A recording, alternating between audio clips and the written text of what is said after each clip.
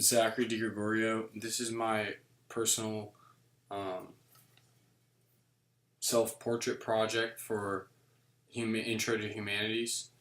I want to talk about 5 art pieces today, and I'm going to talk about how each of them have some type of aspect that relates to me personally. So here's the first piece I've chosen. This is Fountain by Marcel Duchamp. It is literally just a urinal that he took and wrote "R Mutt" on, as kind of like a mysterious ruse type of a deal on the bottom, and then it's dated 1917, which is when the piece was submitted to a gallery. And this was a period where there was a lot of um, questions about what was art, and he was just basically challenging the authority and saying like anything can be art, like art is in the eye of the beholder, basically. And so that's why he submitted this piece. And so this relates to me because growing up, I was a little bit always wary of authority and what people told me. I like to not take at face value. So like this represents just trying to just look a little bit deeper and not always accept the first thing that you hear um, as truth. And so the next one, this is Lake George Window by Georgia O'Keeffe. And sorry, you can see it right a bit better there. Maybe this way.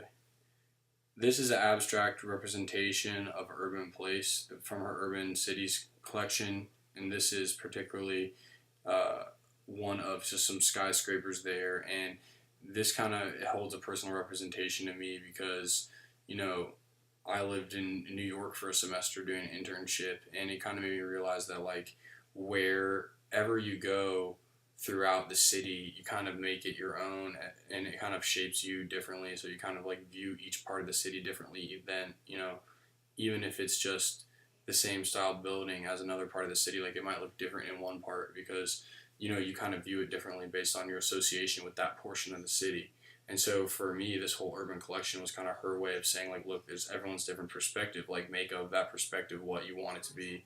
And like, so I really like this piece because I kind of sympathize with that feeling of like you gotta define things your own way, especially in regards to how you view stuff, just even if it's just beauty.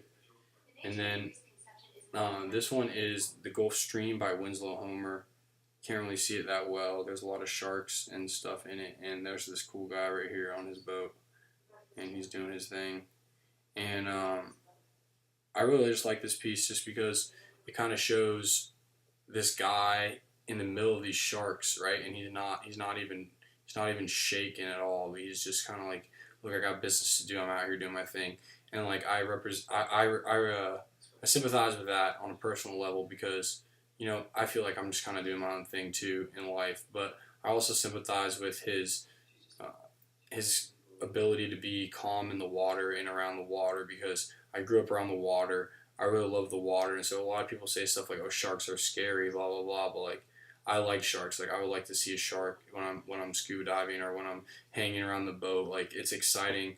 It's nice. So like, I like his calm attitude in the presence of that, and I think this is a good piece that shows a lot of the good oil work that he was able to conduct with that.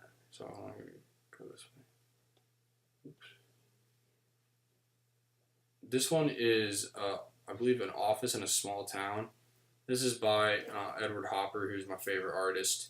Um, this particular painting I found a while ago when I first heard about Edward Hopper. I was looking at some of his work, and this resonates with me a lot. I just feel like this guy is in this weird transparent kind of ball, but he's a working class guy. He's looking out onto the city here. It's a small town, and for me that represents maybe something that I represent a little bit differently than it might say to somebody that's just looking at it at face value. But like, I sympathize with his longingness to not be in the office, right? Like, he's looking out onto the city and he's like, wow, I'm in here doing this, but there's so much stuff out there. And I really like the way that Edward Hopper kind of he used the contrast of his color to really eliminate the window completely, right? So it's like there is no reflection on the window. It's almost as if he's there, but it's almost as if there is no barrier separating him between the enjoyment that he could be having outside the office. And like, I definitely sympathize with that because I'm an ambitious person and I want to spend time creating a successful career for myself. But at the expense of, when it's at the expense of, having some time enjoying yourself, it's not always worth it. So it's always great to keep a balance. And I think that this guy could learn from a little bit of balance. And then the last painting I'm going to talk about is Night Hawks by Edward Hopper, which this is my favorite painting of all time. And like I said, Edward Hopper is my favorite artist. This is just a diner scene um, of really late night, like maybe 4 or 5 a.m. The wee hours of the morning, and you see a couple of different demographics in the painting. You see this gentleman here who is clearly, he's maybe come from work or something, and he's alone.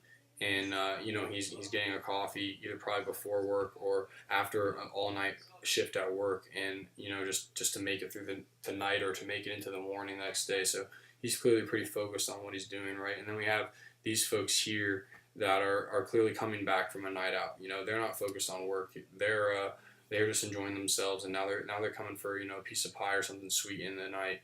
And I definitely sympathize with this because this is, in my opinion, one of the best examples of contrast in a painting that exists. Right? Like, if I was to give an example of contrast, the first painting that I would tell people to check out is definitely Nighthawks by Edward Hopper, because you're going to definitely see this really bright yellow on the inside here where it just is bringing life, right? Like, we're in this dark time where no one's really walking the streets, but still we have this light and this life inside of this diner, right? There's still people that are carrying out their business in there. So that contrast is not just very executed extremely well with his oil, but also very well symbolically, because it definitely represents how just the essence of life and busyness is kind of like subjective. It can be changed so easily. It's in the same environment, but yet that's such a different change. And then also another thing that